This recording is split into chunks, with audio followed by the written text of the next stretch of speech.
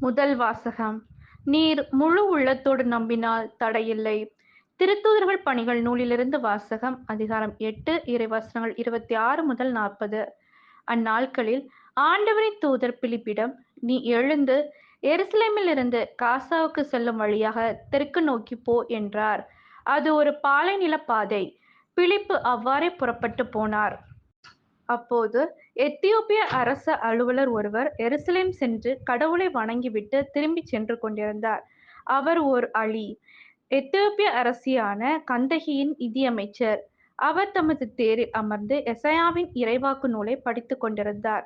தூய ஆவியார் பிலிப்பிடம், நீ அந்த தேரை நெருங்கிச் சென்று அதனோடு கூடவே போ என்றார். பிலிப்பு ஓடிச் சென்று அவர் எசாயாவின் இறைவாக்கு நூலை வாசிப்பதைக் கேட்டு, நீர் வாசிப்பதின் பொருள் உமக்கு தெரிகின்றதா என்று கேட்டார்.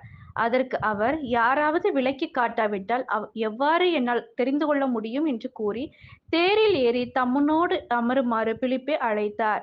அவர் வாசித்துக் கொண்டிருந்த மறைநூல் பகுதி பின்வருமாறு: அடிப்பதற்கு இழுத்துச் செல்லப்பட்ட ஆட்டுக்குட்டி போலும், ரோமம் கத்தரிப்போன் முன்னிலையில் கத்தாத செம்மறி போலும் அவர் தம் வாயைத் திறவாதிருந்தார்.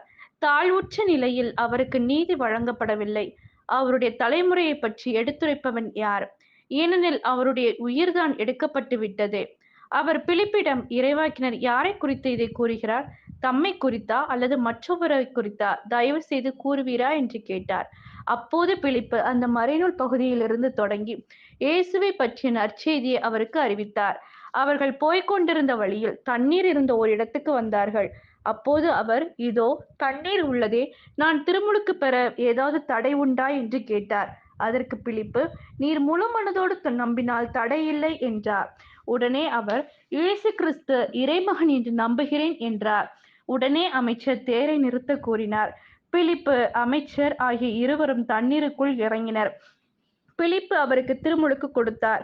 அவர்கள் தண்ணீரிலிருந்து வெளியேறியவுடனே ஆண்டவரின் ஆவியார் பிலிப்புவை எடுத்துச் சென்று விட்டார். அமைச்சர் அதன் பின் அவரை காணவில்லை. அவர் மகிழ்ச்சியோடு தம் வழியே சென்றார். பின்பு பிலிப்பு ஆசோத்து என்னும் இடத்தில் காணப்பட்டார். செசரியா போய்ச் சேரும் வரை அவர் சென்ற நகரங்களிலெல்லாம் நற்செய்தியை அறிவித்தார். இது ஆண்டவரின் அருள்வாக்கு. இறைவா உமக்கு நன்றி.